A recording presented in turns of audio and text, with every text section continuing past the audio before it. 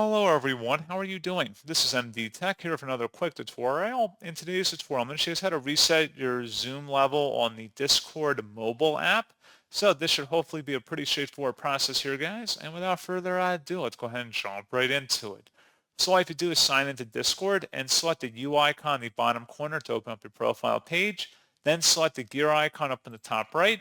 And then you want to scroll down on this page underneath app settings, and you want to select where it says appearance, and there should be an item underneath Zoom level that says reset to default, and then you would select save, and then it would relaunch the app, and that's pretty much all you'd have to do. So pretty straightforward process, guys, and as always, thank you for watching. I do hope that I was able to help you out, and I do look forward to catching you all in the next tutorial. Goodbye.